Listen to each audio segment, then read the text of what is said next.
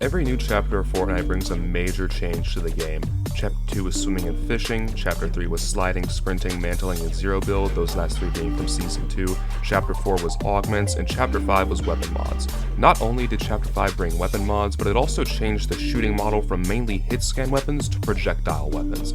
I can pretty confidently say that the majority of players do not like projectile weapons. I know this because I do, and it's really hard to find people to agree with me. Hopefully though, this video will get more people on my side because I believe that what you hate is not bullet drop itself, rather the way Epic implemented it.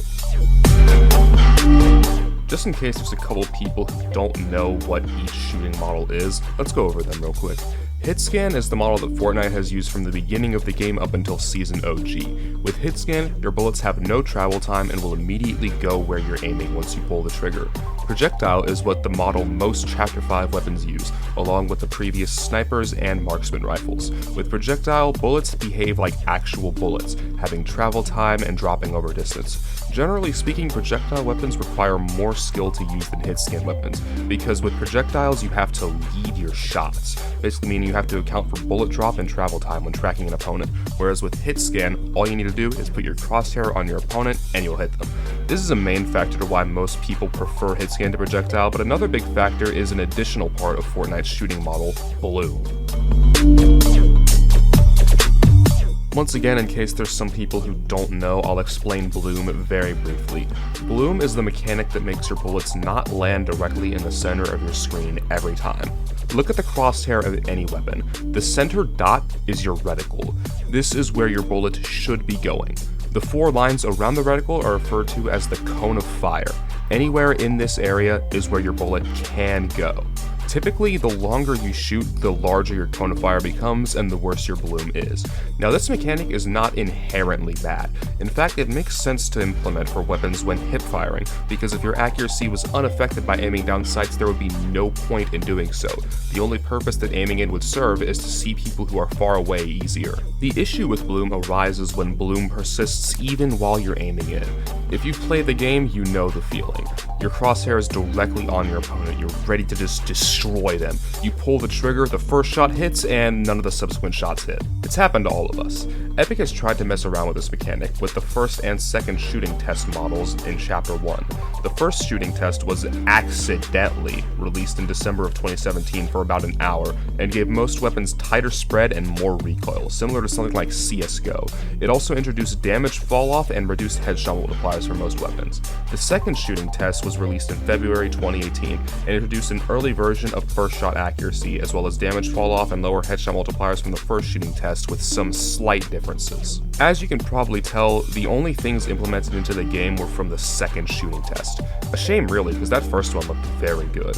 Epic didn't really do any experiments like this again until Chapter 3, with the addition of the Mark 7 assault rifle, a weapon that I'm sure you know quite well.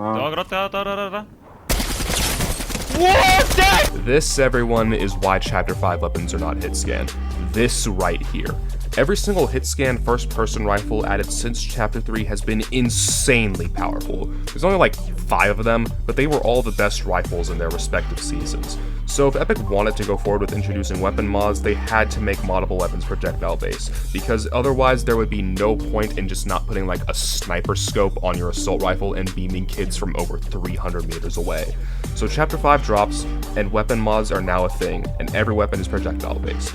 All seems fine until you realize that these projectile-based weapons still have bloom when you aim down sights without a scope. Why? Genuinely why? You can make a case for having bloom while ADS'd with hitscan weapons, but this absolutely should not be a thing with projectiles. That shit is probably why most projectile haters think it's too random, because if you don't have a scope, it is. It shouldn't be like that. By now it should be clear that your issue with projectile weapons is the way that Epic implemented them. Projectile weapons having bloom while aimed in is completely ridiculous. Think back to Chapter 5 for a bit. Throughout the chapter, there was one standout weapon that just felt better than all the rest. Do you remember what that weapon was? If you said the Thunderburst SMG, you're right, and all because of one simple thing. The laser attachment gave it 100% accuracy at all times. This made the Thunderburst not only the best SMG in Chapter 5, but the best ranged weapon. Well, best ranged weapon not counting the Reaper sniper rifle because fuck that gun. Additionally, I wholeheartedly believe that the projectile issue would be less prevalent if mod benches were just more common. Throughout all of last chapter, there were no more than like 5 mod benches on the map at once. In fact, the only time we even had 5 mod benches on the same map was during Season 1 when they were locked behind vaults. After Season 1, we got bunkers.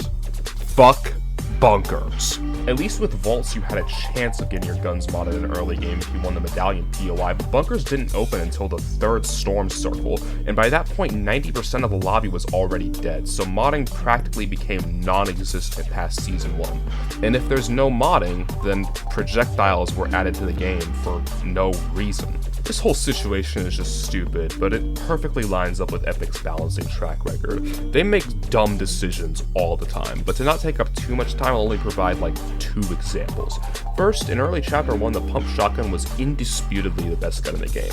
High damage, one-shot potential, and let's not forget about double pump. To combat this, in Season 4, Epic made the pump's equip speed insanely slow and slashed its damage down, removing its one-shot ability, but you could still double pump, which made it not complete trash. Then in Season 5, they introduced swap delay, which effectively killed double pump, and that just left the pump shotgun in a super weak state where it was barely worth picking up. For the second example, let's jump forward to Chapter 3 Season 2, one of my least favorite seasons ever. The spray meta during this season was so bad. There was almost no point in running a shotgun because the SMGs were just so good. Epic had a decision to make. They could either buff shotguns, nerf the SMGs, or do a little of both, which would have been the best option. And if you know Epic Games, you know they never picked the best option. They decided to go down the road of adjusting shotguns, and I think you know where I'm going with this. Shotguns got their damage buffed insanely high, but they were all given a max damage cap to prevent dealing 200 damage. To put this into perspective, the Gold Striker pump, which was the main pump shotgun at the time, had a body damage of 126 and a 1.85 headshot multiplier. By this logic, it should have dealt 233 headshot damage, but the max damage cap limited it to just 185. At that point, why even go for a headshot? You'll have a much easier time aiming for the body, and you're not even losing out on that much damage. Alright, anyway, hopefully I didn't veer too far off track. I just wanted to show examples of Epic not doing their job properly. Let's move on. This section probably doesn't need to exist, but every good essay needs a conclusion paragraph. Every big issue with the projectile shooting model would be fixed if there wasn't any bloom while aiming in, regardless of having a scope or not. This is how most games work anyway. One that immediately comes to my mind is Apex. But unlike Fortnite, Apex and most other shooters are first-person based, so they automatically just don't even have this problem. Having projectile weapons behave this way would remove the perceived randomness that current projectile weapons have. Another possible idea I had came from research that I was doing.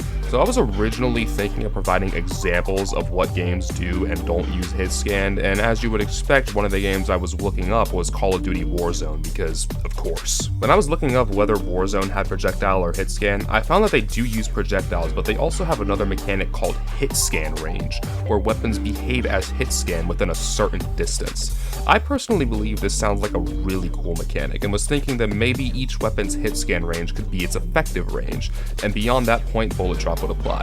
I doubt something like that would ever be a thing for Fortnite, but it's cool to think about. Anyway, hopefully this video served as information for you and changed your mind on disliking bullet drop.